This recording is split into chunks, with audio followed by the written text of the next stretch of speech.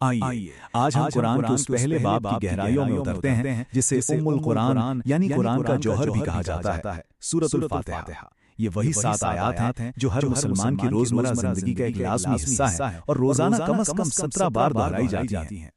ذرا ایک لمحے کے لیے سوچئے، آسمان میں ایک ایسا دروازہ کھلتا ہے جو اس سے پہلے کبھی نہیں کھلا تھا۔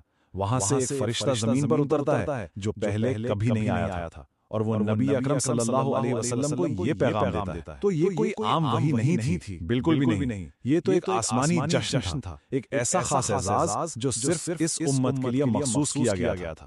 اور یہیں سے ہمارا سب سے بڑا سوال پیدا ہوتا ہے، آخر ان 7 چھوٹی چھوٹی آیات میں ایسی کیا خاص بات ہے کہ ایک فرشتے نے انہیں الہی نور کہا؟ آج کی اس گفتگو میں ہم اسی سوال کا جواب ڈھونڈنے کی کوشش کریں گے۔ تو سب سے پہلی اور اہم بات جو سمجھنے والی ہے وہ یہ ہے کہ یہ وحی اپنی نوعیت میں بالکل ہی منفرد تھی۔ یہ ایک ایسا تحفہ تھا جو پہلے کسی بھی امت کو نہیں ملا تھا۔ اچھا، جب اس وحی کو نور کہا گیا تو اس کے پیچھے ایک بہت گہرا مطلب ہے۔ قرآن میں نور کا مطلب صرف روشنی نہیں ہوتا، بلکہ وہ الہی رہنمائی ہے جو ایک روحانی طور پر سوئے ہوئے دل میں ایمان کی روشنی جگا دیتی ہے، اسے گمراہی کے اندھیروں سے نکال کر ہدایت کی طرف لے آتی ہے۔ اور سورۃ الفاتحہ بالکل یہی کام کرتی ہے۔ یہ ہدایت کا سب سے پہلا اور سب سے طاقتور ذریعہ ہے۔ اور اس کی انفرادیت کی بات یہیں ختم نہیں ہوتی۔ خود نبی اکرم صلی اللہ علیہ وسلم نے فرمایا کہ پچھلی کسی بھی آسمانی کتاب میں، نہ تورات میں نہ انجیل میں، سورۃ الفاتحہ جیسی جامع اور طاقتور سورت نازل ہی نہیں ہوئی۔ یہ صرف اور صرف قرآن کا حصہ ہے جو اس امت کے لیے ایک خاص اعزاز ہے۔ اس سورت کی عظمت کا اندازہ لگانے کا ایک اور طریقہ اس کے کئی ناموں کو دیکھنا ہے۔ اس کا ہر نام اس کے ایک نئے پہلو اور ایک نئی فضیلت کو ہمارے سامنے لاتا ہے۔ مثال کے طور پر اسے الفاتحہ یعنی کھولنے والی کہتے ہیں کیونکہ یہ قرآن اور نماز دونوں کا آغاز کرتی ہے۔ اسے الصلاۃ یعنی نماز بھی کہتے ہیں کیونکہ اس کے بغیر تو نماز ہی مکمل نہیں ہوتی۔ پھر الشفا یعنی علاج، اور الرقیہ یعنی دم کیونکہ یہ جسمانی اور روحانی دونوں طرح کی بیماریوں سے شفا دیتی ہے۔ تو یہ نام صرف نام نہیں ہے بلکہ اس صورت کی خصوصیات بیان کرتے ہیں۔ لیکن ان سب میں سے جو سب سے مشہور اور جامع نام ہے وہ ہے ام القرآن یعنی قرآن کا جوہر یا قرآن کی ماں۔ اچھا، اسے یہ نام کیوں دیا گیا؟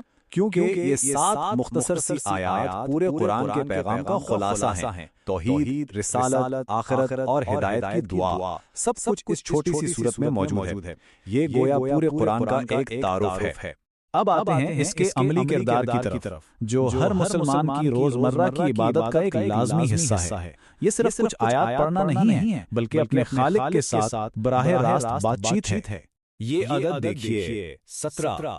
یہ وہ کم سے کم تعداد ہے جو ایک مسلمان اپنی 5 فرض نمازوں میں روزانہ دہراتا ہے۔ یہ کوئی معمولی بات نہیں ہے، یہ روزانہ کی ایک روحانی مشق ہے، اللہ سے اپنے تعلق کو بار بار تازہ کرنے کا ایک ذریعہ ہے۔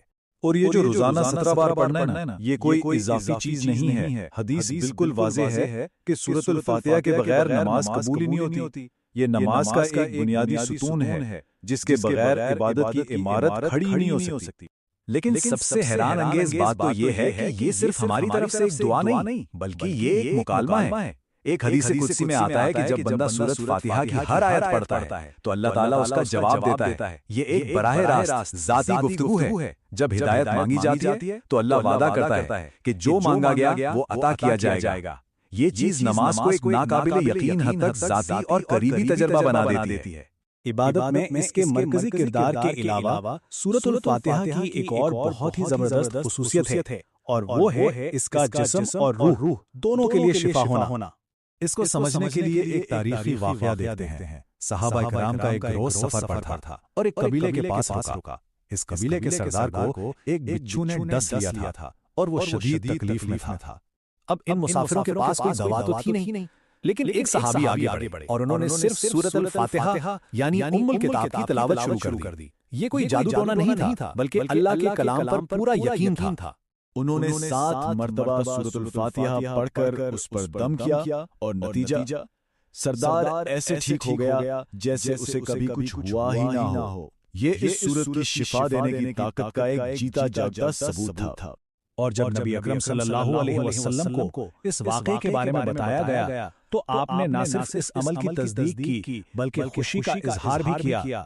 آپ کا یہ پوچھنا کہ اسے کیسے معلوم ہوا کہ یہ ایک رقیہ ہے، دراصل اس بات پر مہر تھی کہ سورۃ الفاتحہ واقعی جسمانی بیماریوں کے لیے ایک جائز اور طاقتور علاج ہے۔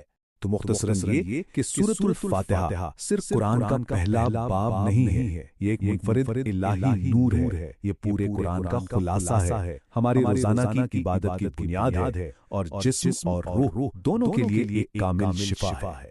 آخر میں امام ابن القیم کا یہ قول اس کی جامعیت کو بہترین طریقے سے بیان کرتا ہے۔ سورۃ الفاتحہ کی اصل طاقت اس شخص کے لیے کھلتی ہے جو اس کی قدر کو سمجھتا ہے اور اسے صحیح طریقے سے استعمال کرنا جانتا ہے۔ سوال یہ رہ جاتا ہے کہ کیا ہم اس خزانے کو وہ اہمیت دیتے ہیں جس کا یہ واقعی حقدار ہے؟